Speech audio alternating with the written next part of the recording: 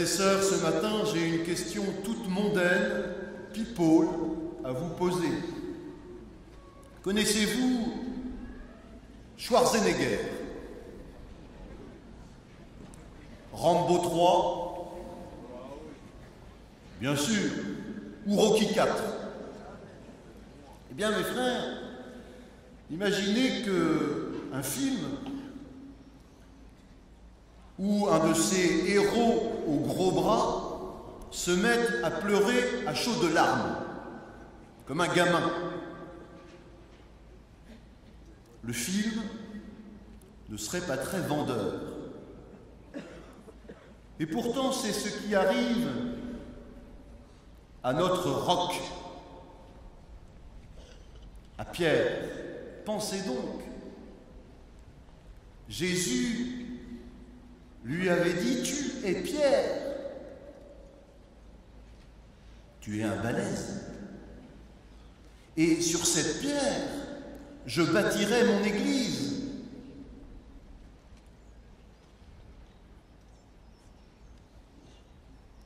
Et Pierre, lui-même, qui se croyait revêtu de la force, avait dit « Je te suivrai partout, où que tu ailles. » Et Jésus pourtant lui avait dit « Là où je vais, vous ne pouvez venir. » Était-ce pour leur dire, comme dans les films un peu virils, âme sensible, s'abstenir? La croix, c'est pas pour vous. D'ailleurs, l'heure de l'épreuve vint pour Pierre et il échoua. Il tomba, il coula, comme les autres, comme tout le monde, comme moi, comme Bernadette. Et oui, souvenez-vous, le jour de la première apparition, notre petite Bernadette voulut faire son signe de croix et elle ne le put pas. Car l'épreuve, la croix, est toujours trop lourde pour nous. Pendant longtemps, mes frères, j'ai cru que la croix, le langage de la croix, était pour les durs au mal, pour les Schwarzy de la vie spirituelle, pour les costauds. Elle n'était donc pas pour moi. Et c'est le contraire, pourtant, qui est vrai. Le langage de la croix ne parle pas au cœur dur, au cœur de pierre, à ceux qui aiment les bras de fer. La croix de Jésus parle aux faibles, aux petits, à ceux qui ne peuvent absolument plus compter sur eux-mêmes. Lourdes, l'Évangile, la croix ne sont pas comme Hollywood. Ce sont des lieux pour les petits. Je n'y arriverai pas, disait Marthe Robin à notre Seigneur. Padre Pio lui-même n'en voulait pas de ces stigmates. Pierre, en revanche, était très volontaire, et c'est lui qui tomba. Car vous le savez mieux que moi, c'est Jésus qui doit porter ma croix. Et il me dit, toujours dans sa parole si silencieuse comme un murmure, dans la prière, c'est moi qui la porterai. C'est moi, mon frère, qui te porterai, qui te portera. Je serai avec toi. Parfois tu le verras, et parfois tu ne le verras pas. Mais regarde bien la croix de bronze, ou la croix en or qui est sur ta poitrine, ou la croix en bois qui est au-dessus de ton lit. Ce n'est plus sur cette croix que je suis. Je veux aujourd'hui venir en toi, souffrir avec toi sur ta croix à toi. Les hommes, tu sais, veulent toujours souffrir seuls, alors que moi je veux souffrir en eux, avec eux. Car qui souffre avec moi ressuscitera. Et avec moi régnera.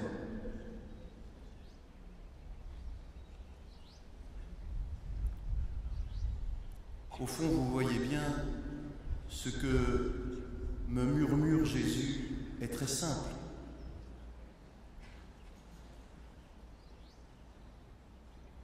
Si je vis la croix comme dans son amour,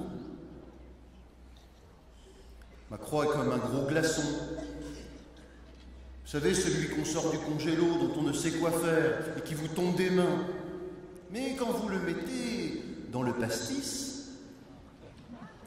alors il prend tout son sens. Ainsi, quand on plonge sa douleur dans l'amour, elle devient plus légère. Oh, bien sûr, comme la mort, Dieu ne veut absolument pas la souffrance. Et lui-même l'a subie dans sa chair. Mais comme un excellent GPS, quand la croix nous arrive, il recalcule l'itinéraire de notre vie pour nous emmener vers le même but.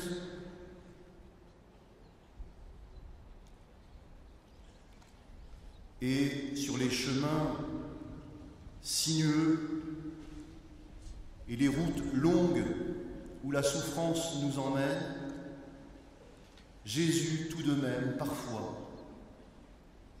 nous montre des paysages merveilleux et des villages mystérieux que l'autoroute du bien-être ne soupçonne même pas.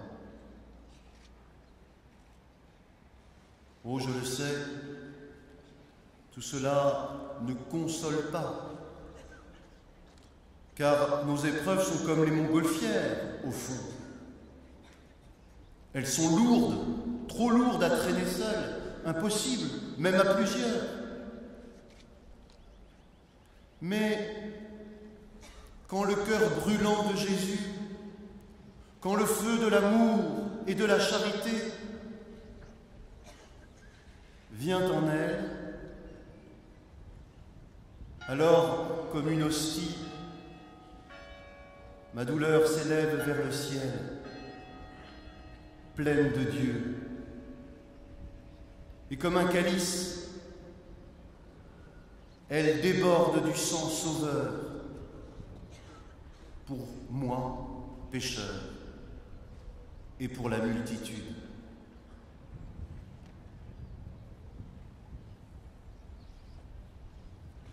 Bernadette alors se reprit, et voyant le sourire de Marie, pour la seconde fois, se mit à refaire son signe de la croix, comme si elle acceptait cette croix, comme si elle disait « Je complète en ma chair ce qui manque aux souffrances de Jésus pour ce que j'aime.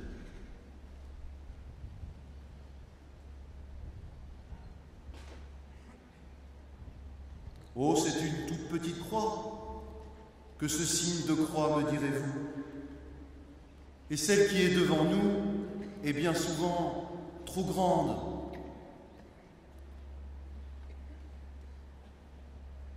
Mais au moment où on la traverse, elle est toujours plus petite. Ainsi, la petite Thérèse, lors de sa maladie qui la clouait au lit, avouait « Je ne souffre qu'un instant ». C'est parce qu'on pense au passé et à l'avenir qu'on se décourage et qu'on se désespère.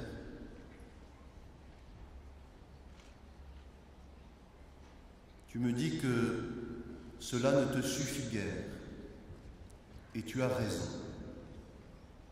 Car Jésus lui-même est tombé, et lui aussi, il a eu peur. À Cana, il lui faudra le regard très aimant de sa mère pour qu'il s'engage dans sa vie publique. Et il faudra l'onction du parfum de Marie-Madeleine, onction d'amour, mes frères, que certains vont recevoir aujourd'hui pour trouver le courage d'aller vers la croix. Dans la parabole des deux fils, c'est celui qui commence par dire non qui fait la volonté de son Père, au contraire de celui qui dit oui tout de suite. Car devant la croix, il faut patience et humilité.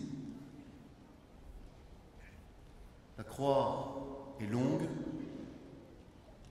car long est le chemin de l'abandon. Il faut 100 fois, refaire 1000 fois, 2000 fois, le geste d'ouvrir ses bras. Et mes frères, si Pierre a marché sur les eaux,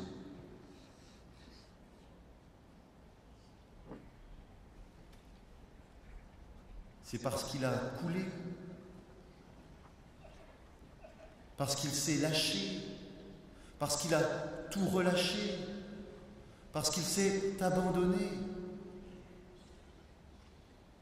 Alors Jésus l'a relevé, et c'est dans ses bras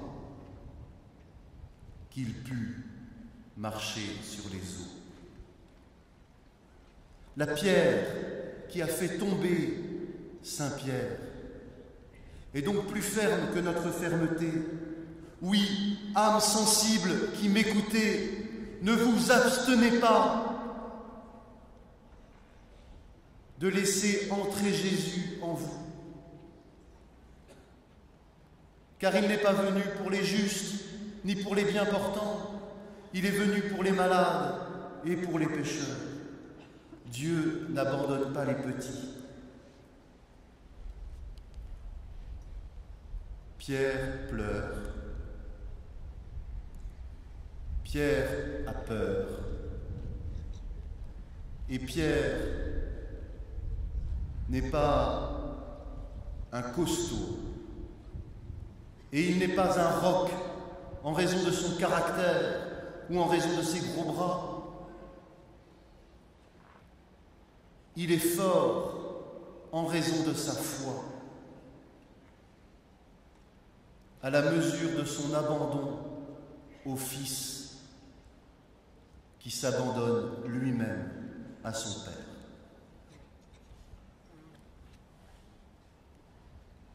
Tu as peur, moi aussi.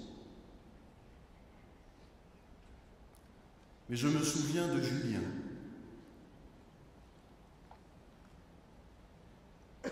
Que j'ai rencontré ici à Lourdes au service des casquettes jaunes. Je lui ai dit que toujours je parlerai de lui.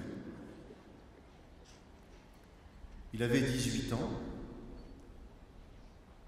1m80, un garçon très beau, des cheveux blonds, des yeux bleus,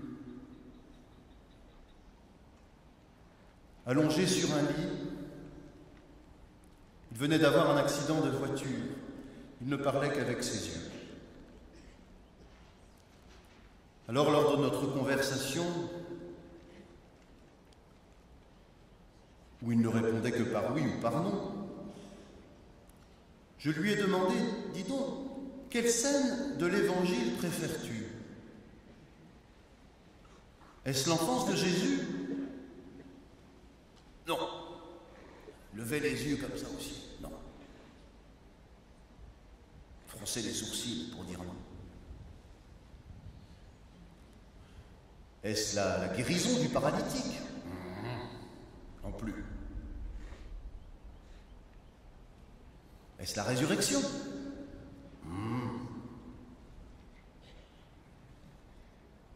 Est-ce la croix? Oui.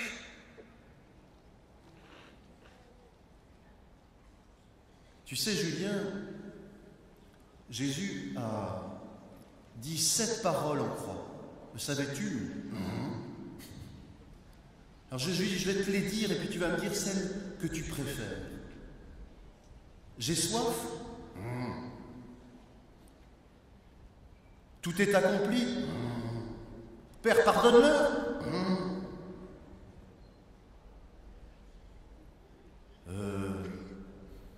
Père, je remets mon esprit entre tes mains. Il me fit un grand oui dans un large sourire.